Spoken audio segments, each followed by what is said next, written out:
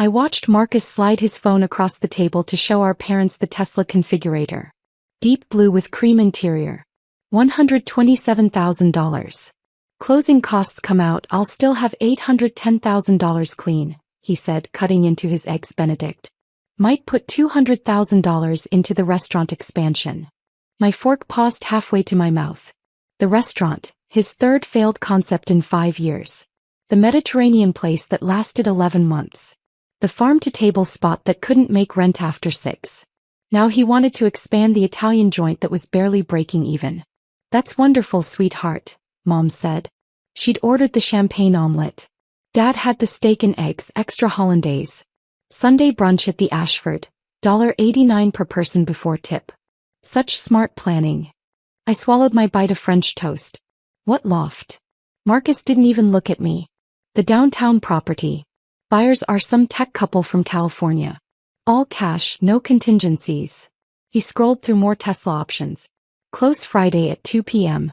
Movers come Saturday morning. Marcus. My voice stayed level. What downtown property? Don't be dramatic, Emma. He finally glanced up. The one you never use. You've been there, what, twice in 3 years? Place was just sitting there collecting dust while I'm trying to build something. The Ashford's dining room smelled like truffle oil and quiet money. Crystal chandeliers. White tablecloths so crisp they could cut. Through the window I could see Marcus's current car. A leased BMW he was 6 months behind on. You're selling my loft. Our family's loft. Mom dabbed her mouth with the linen napkin.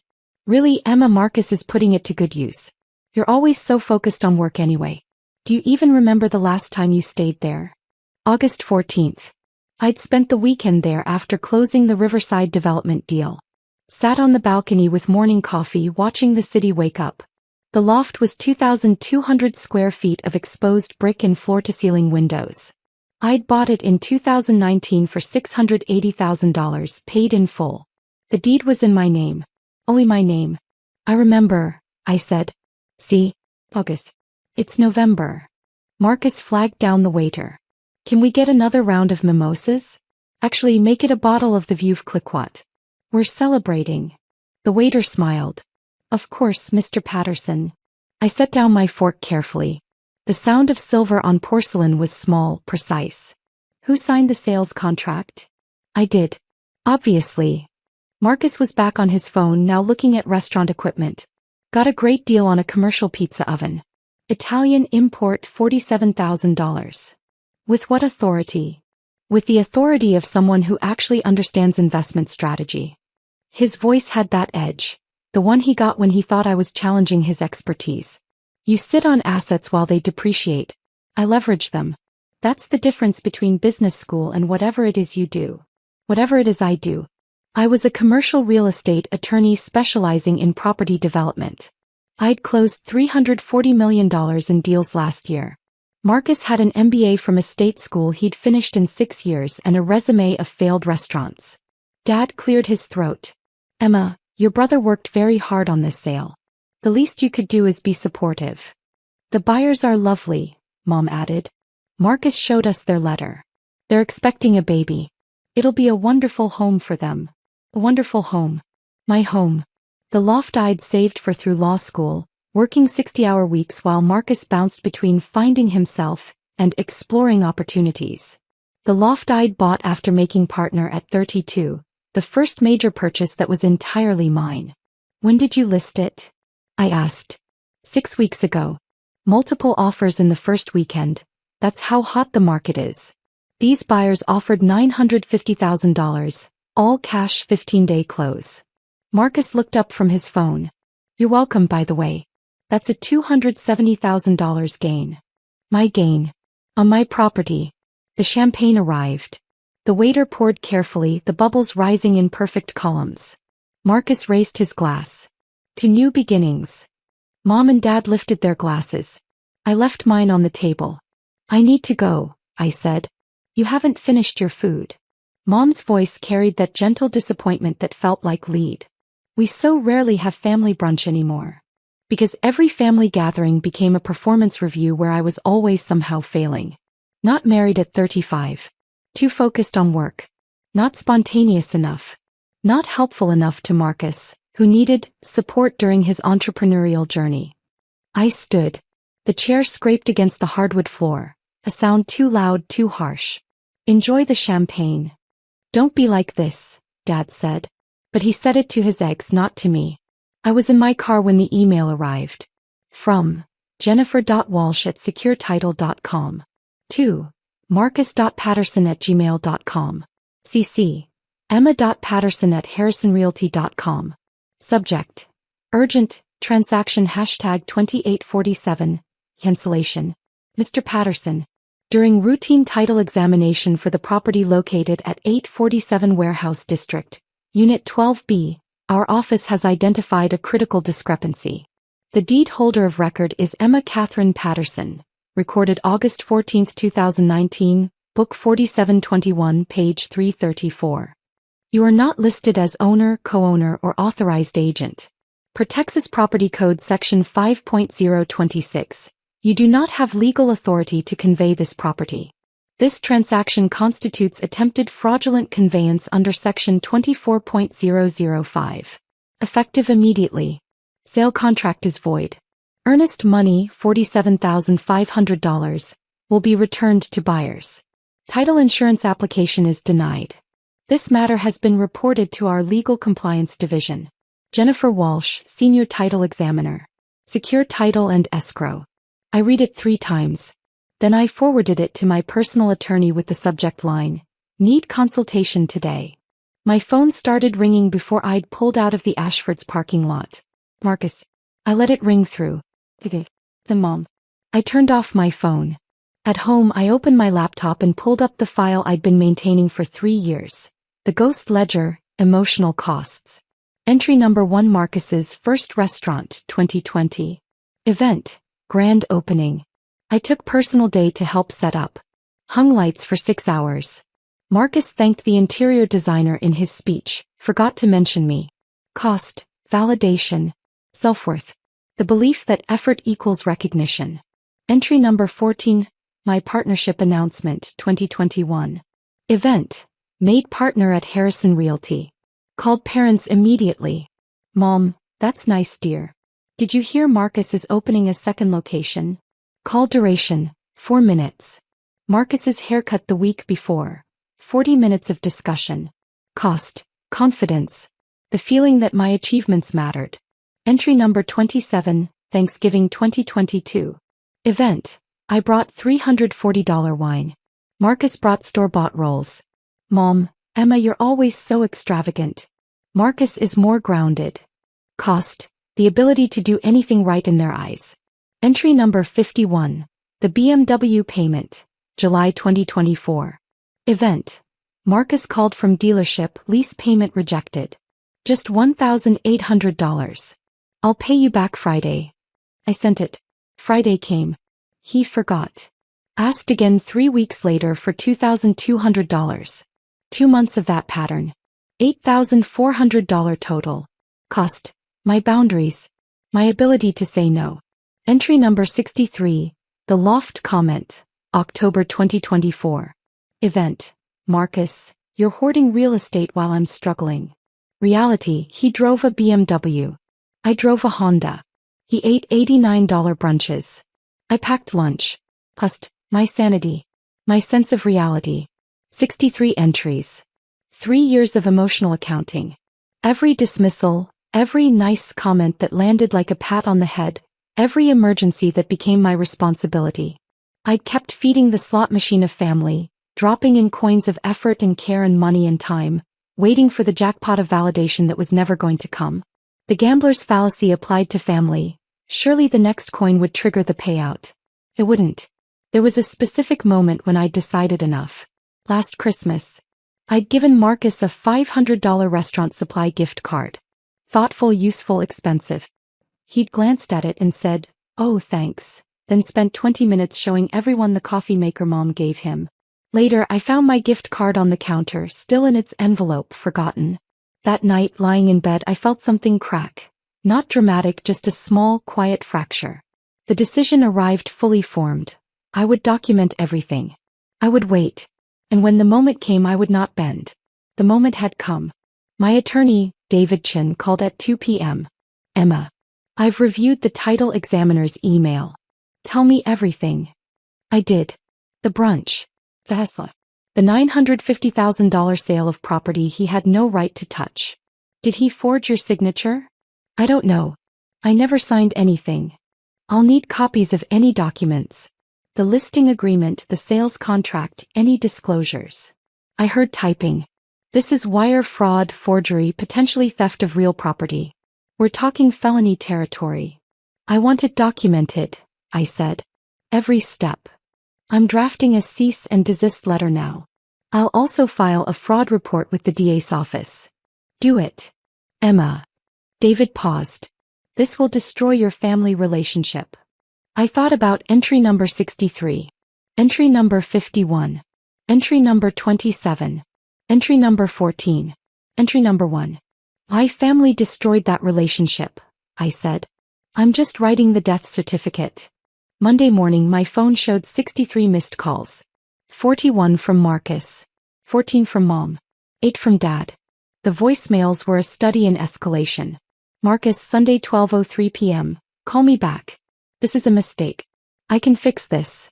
Marcus, Sunday 11:23 p.m. The buyers are threatening to sue me. You need to sign off on this. Mom, Monday 7:15 a.m. Whatever this is, we're family. Marcus made a mistake. Let's talk reasonably. I deleted them all. David's email arrived at 10:02 a.m. Documents obtained. Marcus forged your signature on listing agreement, seller's disclosure, sales contract, and authorization for title search. Poor forgery. He wrote Emma C. Patterson, but your actual signature is E.C. Patterson with distinctive flourish. Listing agent claims Marcus presented himself as your POA. No POA exists. Agent failed to verify, liable for negligence. DA's office confirms fraud investigation opened. Case hashtag 2024 FR 8847. I created a new document.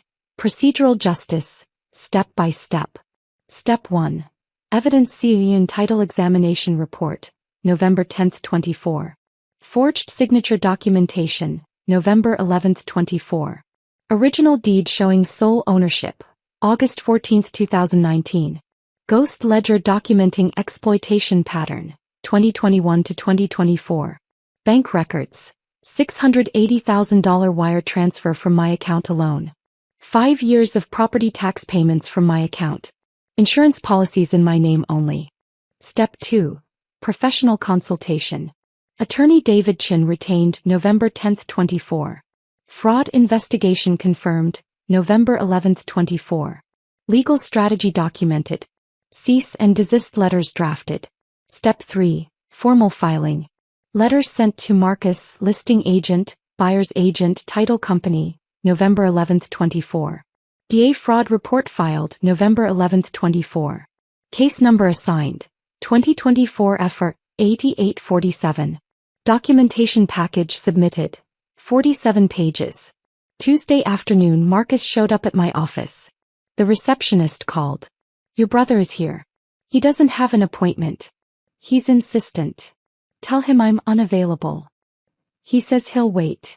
Tell him to leave or I'll call security. Through my window, corner office 15th floor, I could see the city Marcus thought he could buy with my money. The restaurant district where his Italian place was hemorrhaging cash. The skyline I'd helped build, one closed deal at a time. Marcus waited 45 minutes. Security escorted him out. Wednesday Mom tried. She showed up at the loft with a key I'd never given her. I arrived to find her standing in my living room. How did you get in? Marcus had a key made. From your keychain last Christmas. She set her purse on my sofa. We need to talk about what you're doing to this family. What I was doing. You're in my home without permission, I said. That's trespassing. Don't be ridiculous. I'm your mother. She sat down. Marcus made a mistake, but you're making it worse. You're going to put your brother in jail over a misunderstanding. He forged my signature. He attempted to steal my property. That's fraud. He was trying to help himself. You've always had more than him. You could have just signed the papers and let him have this win. I stood there looking at the woman who'd raised me to believe my success was theft from Marcus. That my achievements were excessive. That my boundaries were cruelty. Leave. No. Or I call the police. Her eyes went hard. You've become someone I don't recognize. Good, I said. I've been working toward that for years. She left. I changed the locks that afternoon. Step 4. Authority Review, week of November 18, 24. The DA's investigator, Maria Santos, interviewed me for 2 hours. Marcus's financial instability. The forged signatures. The timeline. The ghost ledger. This is one of the cleaner fraud cases I've seen, she said. Clear ownership, clear forgery, clear intent. Your brother's attorney will likely advise him to take a plea. What kind of plea? Could be probation, restitution, community service. Could be 18 months if he goes to trial. Step 5. Counter evidence, week of November 25, 24. Marcus's attorney sent a letter claiming verbal authorization and family understanding that the loft was shared property purchased with family help. David Chen's response was 11 pages. My bank records. $680,000 wire transfer from my account alone. Deed recorded in my name only. Property tax payments. 5 years all from my account. Insurance policies. My name only. Marcus's documented contribution. $0. The verbal authorization claim died. Step 6. Systematic dismantling, week of December 2, 24. The listing agent's insurance company settled with the buyers for $15,000. Moving costs, temporary housing, emotional distress. The agent lost his license for 90 days for failing to verify seller identity. The title company flagged Marcus in their fraud database. Marcus's restaurant investors pulled out. Fraud charges weren't good for business confidence. His Italian restaurant closed January 12. Couldn't make rent without the expansion capital he'd been counting on. Step 7. Formal ruling, December 15, 24. Marcus took the plea. Guilty to attempted fraud. 2 years probation. 200 hours community service. $8,400 restitution. The exact amount I could document he'd borrowed and never repaid. Permanent fraud conviction on his record. The DA's press release was brief. Local man pleads guilty to attempted property fraud. The victim, his sister, assisted in the investigation. Step 8. Enforcement, December 16, 24.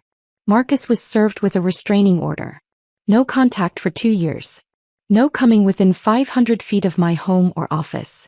Mom sent a text. You've destroyed him. I blocked her number. Dad sent an email. We're ashamed of you. I archived it without responding. Step 9. Appeals denied, December 20, 24. Marcus's attorney filed 3 motions. All denied. Motion to reduce probation. Motion to remove conviction from record. Motion requesting I withdraw the restraining order for family healing. Denied. Denied. Denied. The system worked. Every gear turned exactly as designed. Every safeguard caught what it was meant to catch. Every consequence landed where it belonged. 6 months later. I'm standing on my loft balcony. My loft, my balcony, drinking morning coffee and watching the city wake up. It's May. The air smells like spring rain and new beginnings. My savings account is $89,000 higher than it was in November. That's 6 months of not being Marcus's A-team. 6 months of not funding his delusions while he called me unsuccessful. I booked Tokyo. 3 weeks in June. First-class tickets. A ryokan in Kyoto. The sumo tournament in Osaka. Everything I wanted paid for with money that stayed mine. My phone doesn't ring with panicked family emergencies anymore. The silence felt strange at first, like phantom limb pain expecting drama that didn't come. But now the silence feels different. It feels like peace. The ghost ledger sits in my files, 63 entries of emotional accounting. I haven't opened it in months. I don't need to anymore. The balance is settled. Last week, a former colleague mentioned seeing Marcus at a job fair. He looked rough, she said carefully. I didn't know if you'd want to know. I didn't. Family isn't who shares your blood. It's who shows up when blood isn't enough. It's who celebrates your victories instead of resenting them. It's who would never forge your signature to steal your life's work. I wasn't punishing them. I stopped subsidizing their cruelty. The account is closed. The balance is 0. And I am finally in the black.